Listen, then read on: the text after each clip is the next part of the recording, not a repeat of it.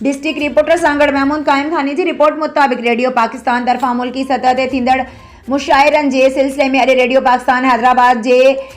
MB Ansari हाल में एक मुशाइरे जो एहतमाम किया वियो, जंहिंमें सिंधी और उर्दू ॿोलीअ जे नाले वारनि शाइरनि शिरकत कई। मुशाइरे के हवाले से गुफ्तगू कंदे रेडियो पाकिस्तान हैदराबाद के स्टेशन डायरेक्टर अली अकबर हिंगोर जो चवण हो त रेडियो पाकिस्तान तरफा हम हैं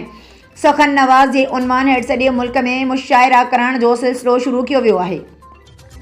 जंहिं तहत रेडियो पाकिस्तान के मुख़्तलिफ़ स्टेशनज़ तरफा मुशाइरनि जो एहतमाम किया पियो वञे, जिन में मुल्क के 20 खां वधीक ॿोलियुनि जा शाइर पंहिंजो कलाम पेश करे रहिया आहिनि। मुशाइरनि जे उन सिलसिले जो मक़सद रेडियो पाकिस्तान के उन्हनि रिवायतुनि जो तसलसल कायम रखणु आहे, जंहिं तहत जे इदारो कामयाब पाकिस्तान के वठी क़ौमी ज़बान समेत मुल्क के मुख़्तलिफ़ इलाक़नि जे मक़ामी ज़बाननि जे शेर अदब की खिदमत में मसरूफ़ आहे। हम हैं सखन नवाज़ जे उन्वान हेठि रेडियो पाकिस्तान हैदराबाद FM 101 तरफा करायल मुशाइरे में ताजो इसहाक समेजो अहमद सोलंकी सैयद काजिम हुसैनी फारूक मुगल गुल बदन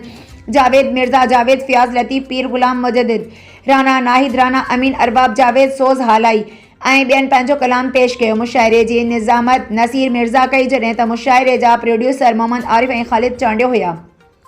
निगरान मोहम्मद हुसैन ऐं अली अकबर हिंगोर जो ऐं मुंतज़िम मोहम्मद यासीन जूणे जो हुयो।